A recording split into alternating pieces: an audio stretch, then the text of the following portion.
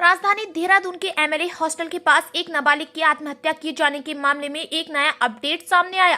Police ने तहरीर के आधार पर पॉक्सो एक्ट सहित कई अन्य धाराओं में मुकदमा दर्ज किया। देहरादून के एसएसपी अजय सिंह ने जानकारी देते हुए कहा कि पोस्टमार्टम रिपोर्ट में लड़की की मौत फंदे से लटकने की वजह से बताई गई और मृतका के साथ रेप और मारपीट जैसी घटनाओं की पुष्टि नहीं हुई। इस मामले की जानकारी मिलने के बाद गुरुवार को कांग्रेस के तमाम नेता मौके पर पहुंचे और उन्होंने इसको लेकर विधानसभा में भी अपनी आवाज उठाई थी।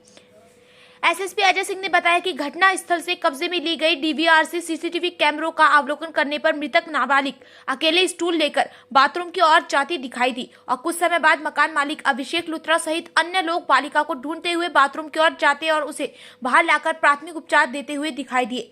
आपको बता दें कि इस पूरे मामले में पुलिस काफी तेजी से काम कर रही है और 2 लोगों के खिलाफ मुकदमा भी दर्ज किया गया है।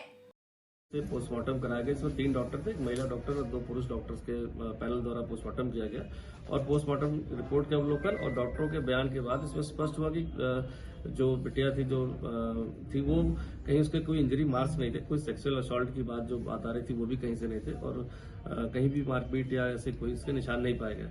लेकिन जो तहरीर जो प्राप्त हुई थी पीड़ित पक्ष की तरफ से उस पर तत्काल उनकी तहरीर के आधार पर मुकदमा 302 और अन्य जो धाराएं बनती थी उस पर दर्ज कर लिया गया था। देर रात्रि पीएम रिपोर्ट के अवलोकन और डॉक्टरों के बयान के बाद स्थिति स्पष्ट हुई कि इसमें इस तरह का सेक्सुअल असॉल्ट और कोई हत्या करने की बात प्रकाश में नहीं आई।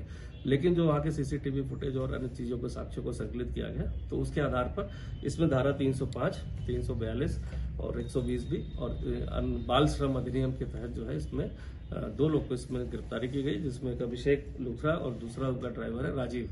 इनकी संलिप्तता इसमें पाई गई कि उनके इस कृत्य से जो घर में जो उन्होंने उसका हैरेसमेंट किया था उसके कारण जो है कहीं ना कहीं उसके द्वारा आत्महत्या की गई हो। उन धाराओं में उसको आज न्यायिक रिमांड में भेजा जा रहा है।